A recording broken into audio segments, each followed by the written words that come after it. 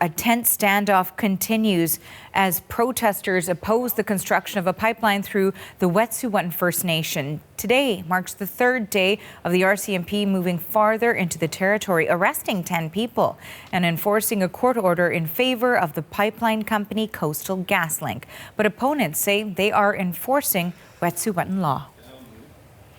Now, those protests are being held across Canada in solidarity with demonstrators in BC, disrupting several train routes. And our Laura McQuillan is at one of those blockades. So, Laura, what's the latest where you are?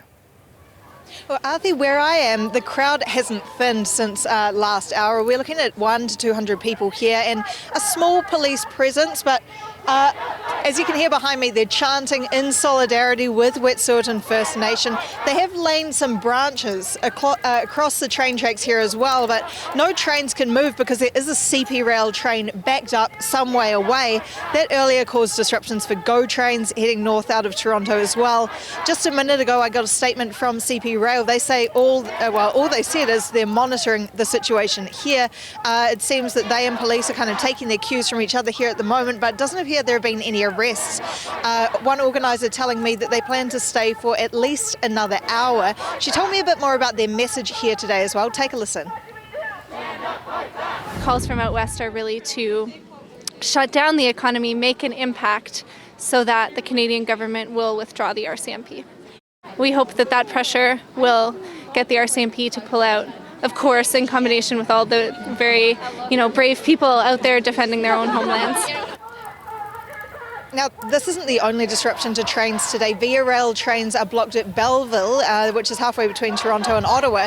Now, that means no trains can run from Toronto to Montreal or Ottawa. We heard from Via Rail saying that none of the trains will operate on either route until the issue is resolved. Not clear if that will be later today. We saw disruptions there yesterday as well. Meanwhile, in Victoria, in British Columbia, we know that protesters are still outside the BC legislature. They've been there for a couple of days now. They say they're not leaving until they're kicked out or until the issue is resolved. They're calling for the RCMP to get out of Wet'suwet'en territory, but also calling for more talks between provincial leaders and the hereditary chiefs at that First Nation Arthi. Now, these demonstrators are staging these protests in solidarity with those who are demonstrating from that BC First Nation. So what's the latest from British Columbia? Just seen a short time ago that the Unastarting camp, which is along that one path into Wet'suwet'en First Nation, they have a blockade up there, and earlier today the RCMP flew in by helicopter. Police approached a gate that's been set up as a blockade. They've now left after some discussions with the protesters there, who actually burned a copy of the injunction that allows the construction of the pipeline into that territory.